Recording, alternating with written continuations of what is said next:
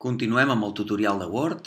Avui el que us vull ensenyar és a descarregar les imatges perquè ho podem fer de dues maneres. Per exemple, imaginem que estem buscant imatges de videojocs.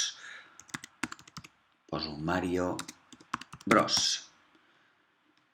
Estany imatges i agafo una imatge qualsevol, per exemple, aquesta. Botó dret a sobre de la imatge, la copio, me'n vaig al Word, botó dret, enganxar, puc clicar aquest botó per enganxar o puc fer-ho amb Ctrl V baixa, recordeu enganxar. Llavors selecciono la imatge i quan queda seleccionada apareix la pestanya Formato i sempre el primer que he de fer és ajustar la posició de la imatge davant del text. Així la podré moure lliurement. La faig també més petita i com veieu la puc moure. Ja tinc una imatge. A més recordeu que també teniu un munt d'efectes per aplicar-li perquè quedi més divertida. Un altre tipus de format d'imatges que podem buscar a internet són imatges amb el fons transparent. Per exemple, Mario Bros. I afegeixo PNG. Correcte. Anem a imatges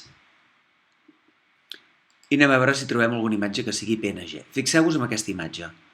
El fons el té de quadradets, blancs i grisos. Això vol dir que en realitat no té fons, és transparent. Botó dret, copiar la imatge, anem al Word, clico allà on vull que aparegui, per exemple, fent dos clics he fet que el cursor aparegui aquí i ara faig Ctrl V baixa i la imatge se m'enganxa. La faig petita, com sempre vaig a Formato i l'ajusto davant del text i mireu que vull dir amb què és transparent. Ho veieu? No té fondo blanc. Deixa veure a través d'ella. D'acord? Aquest tipus d'imatges en els treballs queden molt bé. Una altra cosa que volia ensenyar-vos avui és a inserir formes.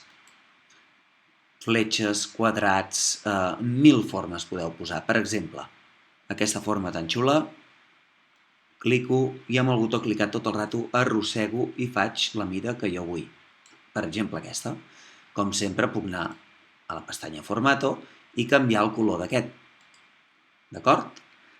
Anem a inserir una altra forma. Inserir formes, per exemple, una fletxa. En aquest cas he de clicar i quan tinc el botó clicat, mentre moc el ratolí, avança la fletxa. Deixo anar i atenció, perquè aquí sí que la fletxa normalment surt molt prima. Llavors el que podem fer és treballar el seu gruix i fer-la més ampla. I evidentment també podem treballar el color. D'acord? En qualsevol moment puc ajustar la mida de la fletxa, sempre i quan la seleccioni primer. Per escriure, clico dos cops, molts cops funciona. Si no, el que heu de fer és botó dret al ratolí i seleccioneu l'opció Agregar texto. I ara podem posar aquest, un moment, ara, havia clicat fora, perdoneu, Aquest és el Mario Bros. I com sempre, el text el podem seleccionar, canviar-li tipus de lletra, mida, color i també podem, recordeu, clicar l'idioma i seleccionar el català. Si no el trobeu aquí dalt, recordeu que l'heu d'anar a buscar a la lletra C. Aquí el tenim.